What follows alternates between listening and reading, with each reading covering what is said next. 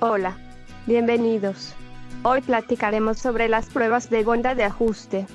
Este tipo de pruebas se utilizan para saber el grado de adecuación de un conjunto de datos a una distribución estadística. Las medidas de bondad generalmente resumen la discrepancia entre los valores observados y los valores esperados en el modelo. Existen varias pruebas estadísticas que han sido diseñadas para este fin. Por ejemplo, el test de Shapiro-Wilk, la prueba de Anderson-Darling, la prueba de Kramer-von Moises. Pero sin duda, las más utilizadas son la prueba chi cuadrada y la prueba de Kolmogorov-Smirnov. Dada su importancia, haremos una sesión para ilustrar cada una de estas pruebas. Iniciemos con la prueba chi cuadrada. Esta prueba puede utilizarse para funciones de probabilidad del tipo discreto o del tipo continuo. Pensemos en un experimento simple. Por ejemplo, el lanzamiento de una moneda. La probabilidad de que al lanzarla aparezca cara o sello es de 0.5 para ambos eventos.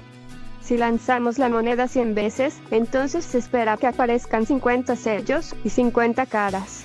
¿Qué pensarías si al lanzar la moneda se obtienen 75 sellos? ¿Creerías que la moneda está balanceada? ¿O pensarías que la moneda está cargada? Si sospechas que la moneda está cargada, entonces para probar que los resultados están fuera de un rango aceptable, se utiliza una prueba de bondad de ajuste. Supongamos que realmente se obtienen 75 sellos. Ahora debemos construir una tabla como la siguiente. En la primera columna debemos colocar la frecuencia esperada. En la segunda columna la frecuencia observada. Y en la tercera columna el resultado de aplicar la fórmula. Frecuencia esperada menos frecuencia observada al cuadrado, dividida entre la frecuencia esperada. Dado que la moneda fue lanzada 100 veces, y que la probabilidad de que ocurra cara o sello es 0.5, entonces esperamos que el número de caras y sellos sea 50. Por otra parte, como te había comentado, el número de sellos observado en los lanzamientos es 75, por lo que el número de caras fue 25. Y al aplicar la fórmula y realizar la suma, obtenemos los siguientes resultados. El estadístico chi cuadrada es la suma. Este resultado lo debemos comparar contra un estadístico que se obtiene de una tabla. Busca una tabla chi cuadrada en la red, y posiblemente encontrarás alguna semejante a esta. Los números que aparecen en la primera columna nos indican el número de grados de libertad. Los números del primer renglón representan la significancia del modelo. En la prueba chi cuadrada, el número de grados de libertad equivale al número de sumandos, menos 1. Dado que en este caso tenemos dos sumandos, entonces el número de grados de libertad será 1. Por lo tanto, consideraremos a un grado de libertad, es decir, nos concentraremos en ese renglón de la tabla. Si el estadístico que obtuvimos es mayor que alguno de los números que aparecen en este renglón, entonces la significancia de la prueba será menor que el que aparece en el encabezado de la columna. En este ejemplo, el estadístico que obtuvimos es 25, y este número es mayor que 10.82. Por lo que la significancia de la prueba es menor a 0.001. Esto significa que la probabilidad de que hayan aparecido 75 sellos y que la moneda sea legal es menor al 0.1%. Es decir, puedes tener la certeza de que la moneda está cargada. Veamos otro ejemplo con el lanzamiento de un dado. Supongamos que al lanzar 50 veces un dado, observamos las siguientes frecuencias. Debido a que la probabilidad de ocurrencia de cada cara es 1/6, entonces el número esperado de veces que debe aparecer cada cara es 50/6. Con esto podemos llenar las dos primeras columnas de la tabla.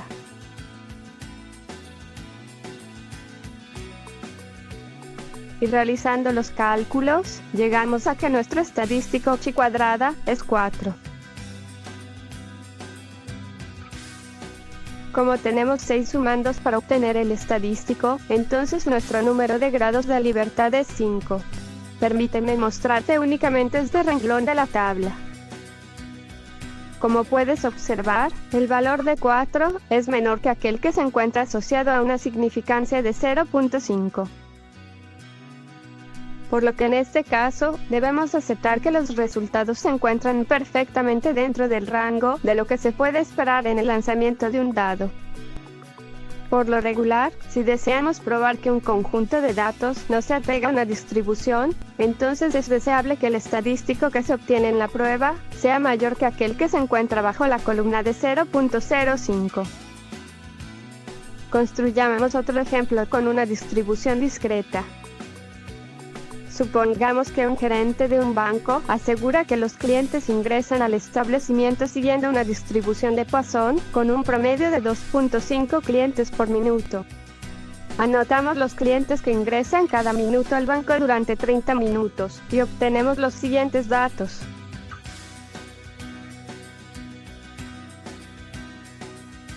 Esto significa que en 4 de las mediciones, el número de clientes que ingresó al banco fue 0.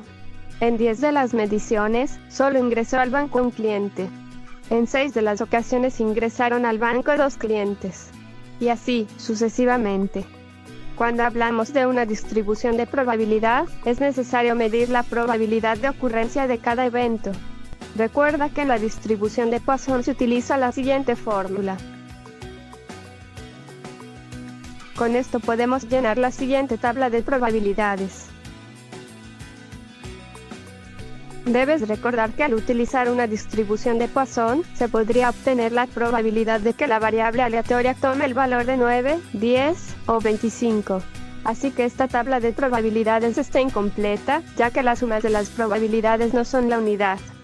Cuando esto sucede, lo conveniente es agrupar algunos números.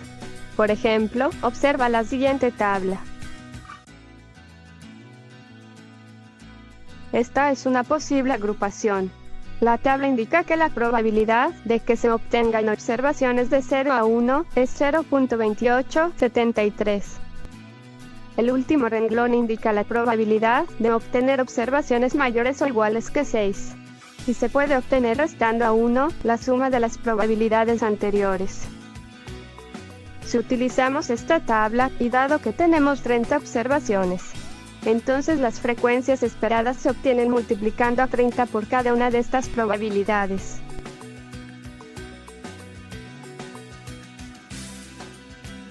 Date cuenta de que las frecuencias observadas representan la suma de las veces que ocurrieron los números que se encuentran en ese intervalo. Por ejemplo, el número 14 es la suma de 4 más 10. Además, ya que existen 4 sumandos, entonces debemos pensar en la distribución chi cuadrada con 3 grados de libertad. Con una significancia de 0.05, ese número es 7.8147. Como 9.12 es mayor que este estadístico, entonces se puede concluir que la afirmación del gerente del banco tiene una significancia menor a 0.05. O lo que es equivalente, tienes una confianza al menos del 95% para asegurar que la afirmación del gerente es falsa. Pensemos ahora en una distribución de tipo continuo. Pensemos en un conjunto de 20 datos, y que alguien nos asegura que estos datos provienen de una distribución uniforme en el intervalo 0, 1. La distribución uniforme 0, 1 debe comportarse como la siguiente figura. Supongamos que dividimos esta figura en 5 intervalos de igual tamaño. Debido a que los 5 intervalos miden lo mismo y que la distribución es uniforme, entonces la probabilidad de que un dato se encuentre en cualquiera de ellos es 0.2. Dado que tenemos 20 datos, entonces el número esperado de datos en cada intervalo es 4. Procederemos ahora a ordenar los datos de menor a mayor. Ahora clasificaremos a los datos en cada uno de los intervalos. Y con esto obtendremos la frecuencia observada. Y procedemos a calcular nuestro estadístico chi cuadrada. Observa que en este caso, el número de grados de libertad es 4, por lo que su valor en la tabla será 9.4877. Y como el valor de nuestro estadístico es menor que este número, entonces aceptamos que los datos se comportan uniformemente en el intervalo 0, 1. Regularmente, si los datos pertenecen a otra distribución, podemos utilizar alguna transformación para convertir a los datos en una distribución uniforme en el intervalo 0, 1. Por ejemplo, supongamos que tomamos datos sobre el tiempo que transcurre entre la llegada de dos clientes a un establecimiento comercial, y que reunimos 20 datos, y que el gerente nos asegura que los tiempos entre llegadas se apegan a una distribución exponencial, con un promedio de lambda igual a 10 minutos. Los datos que pertenecen a otra distribución de probabilidad se pueden transformar a una distribución uniforme con parámetros 0, 1, utilizando la fórmula para la distribución acumulada. Para la distribución exponencial, la fórmula de la distribución acumulada es f de x igual a 1 menos e a la menos x sobre lambda. Al sustituir el valor de las observaciones en esta fórmula, estaremos transformando una distribución exponencial en una distribución uniforme. Los resultados son los siguientes. Si los datos transformados siguen una distribución uniforme, entonces los datos originales se apegan a una distribución exponencial. Realizaremos esto de la misma forma que en el ejemplo anterior. Tomaremos 5 intervalos, y la probabilidad de que un dato pertenezca a un intervalo será 0.2. Ordenando los datos de menor a mayor, y separándolos en intervalos, obtendremos lo siguiente. Ahora obtenemos nuestro estadístico chi cuadrada, y lo comparamos con el valor de la tabla.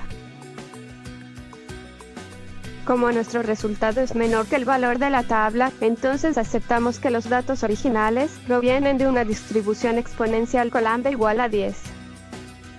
Para el caso de la distribución normal, no existe una fórmula para obtener la función de probabilidad acumulada, pero podemos utilizar Excel para transformar los valores. En Excel existe una fórmula que nos regresa la probabilidad acumulada de un número. Esta fórmula es la siguiente. Supongamos que tienes un conjunto de datos iniciando en la celda 3, y que te dicen que estos datos provienen de una distribución normal con media 80 y desviación estándar 12. Para transformar ese número, tú deberás teclear la siguiente instrucción. Para comprobar que lo hiciste correctamente, el resultado debe ser 0.7351. Con esta instrucción, tú no deberás tener problemas para transformar los números de una distribución normal a una distribución uniforme. Finalmente, permítanme comentar un último detalle. Cuando aplicas la prueba chi cuadrada, una parte importante es determinar el número de intervalos que debes considerar para realizar la prueba. Yo te recomendaría utilizar al menos 5 intervalos, pero no más de 25. Y de preferencia, un número que se acerque a la raíz cuadrada del número de datos. Por ejemplo, si tienes menos de 25 datos, utiliza 5 intervalos. Si tienes más de 600 datos, utiliza 25 intervalos. Si tuvieses 200 datos, un número adecuado serían 14 o 15 intervalos. Creo que por hoy es suficiente. Nos vemos pronto.